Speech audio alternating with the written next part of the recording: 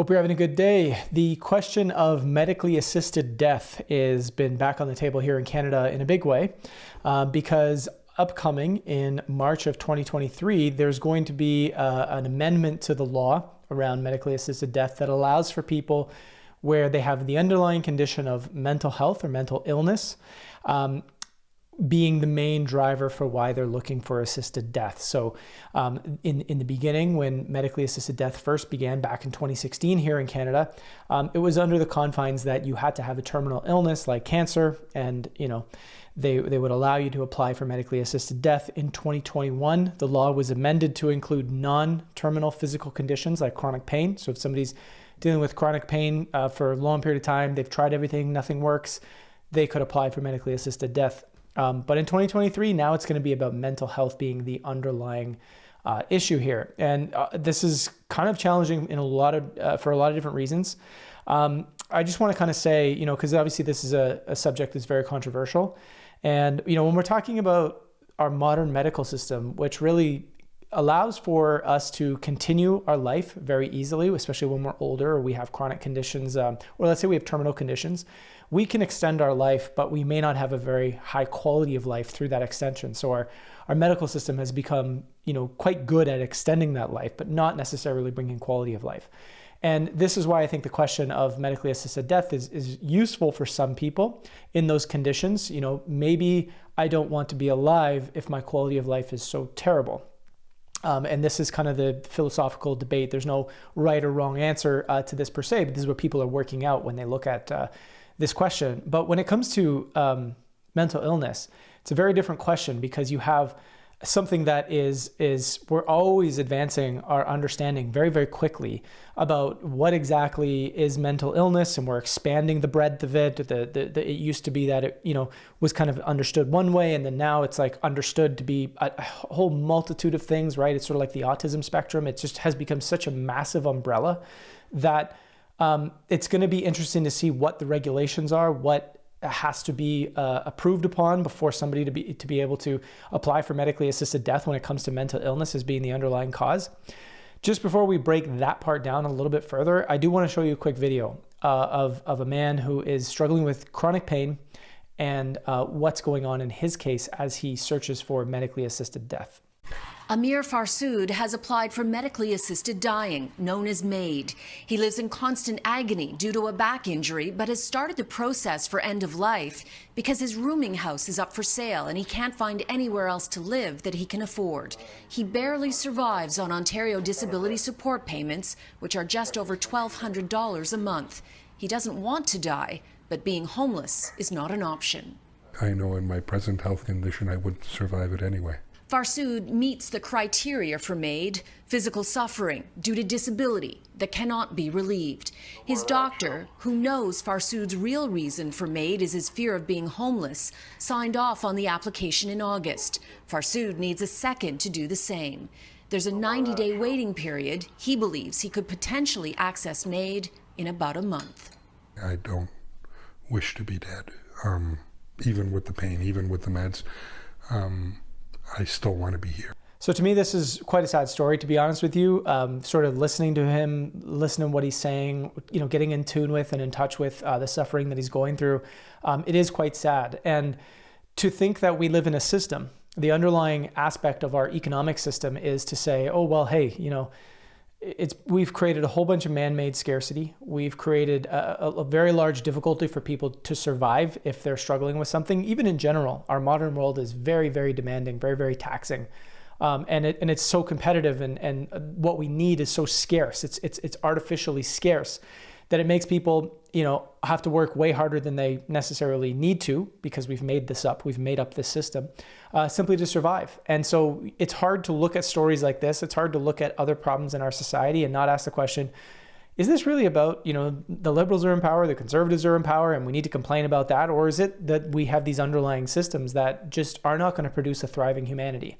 It's not going to produce a human being across the board that has the ability to really live their best life. And when they do run into hardships, you have this question of, well, the liberals only want to give $1,200 for disability, whereas, the NDP and the Greens, they want to give $2,500 a month for disability. Well, where is that extra money going to come from if the NDPs and the Greens were in power? It's going to come from somewhere else. Some other program is going to get diminished in order for that to work. And at the same time, or you might have, okay, well, we need to charge taxes to the rest of the citizens. Their tax expectancy has got to go up, right? So now we're in a situation where no matter what, you've created a system where you're constantly going to have to be sucking money out of different places to try and solve issues that are created by the system itself. But that has to be part of the conversation. This is why I'm encouraging people to listen to the Collective Evolution podcast. I'm 4 episodes into kind of the underlying sort of thesis of my work over the last 15 years, which really looks at all the different pieces to the puzzle that we need to understand, we need to bring on board if we want to understand how we're going to solve challenges in our society today. So I encourage you to go listen to that. But with this mental health question, I want to bring up a case study that was actually in a CTV episode of W5. This is a man by the name of John Scully, who's 81 years old. He's a retired journalist, and he spent 35 years with a severe depression, anxiety, suicidal ideation, and post-traumatic stress disorder. So he's actually going to be applying in 2023 for medically assisted death based on his mental illness. And what's interesting about this is this guy has tried everything, so he says, right? And this is at least to what's in his awareness. And that includes things like electroconvulsive therapy 19 times. He's been in a Toronto psych hospital 7 times, and he takes pills every day to get through the day.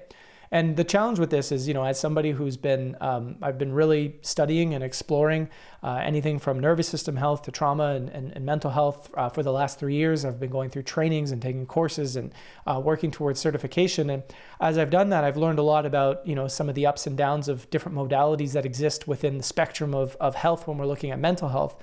And, just looking at what is being talked about in the mainstream sort of sphere of how to deal with mental health, how to deal with something like PTSD, which this man struggles from. Most of the modern, the mainstream sort of ways of treating PTSD are not very useful. They don't work very well. However, some of the emerging therapies in the realm of somatics and nervous system health and these sorts of things do tend to have a better success rate, but they're not really known about as well. There is certainly an emerging discussion that's occurring with regards to these therapies. It's kind of becoming a little bit more popular. You see a lot more people talking about it on social media, and I think this is very useful and very helpful. But would a guy like John, who's struggling, would he know about these therapies? Would he be told by a doctor where they're within a system, a sick care system that is oftentimes way behind the times because the incentive structure of psychiatrics, of pharmaceutical medications for mental health, the incentive structure is that financing, right, is creating a long-term relationship with a patient, as opposed to some of these newer therapies that the relationship with the practitioner is oftentimes a lot shorter.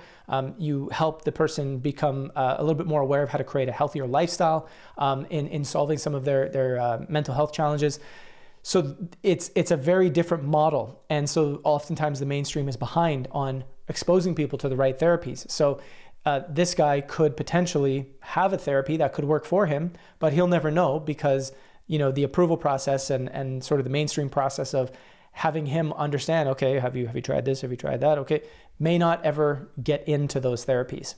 So that's one thing that really comes to my mind when I look at this, as well as, the question of youth, right?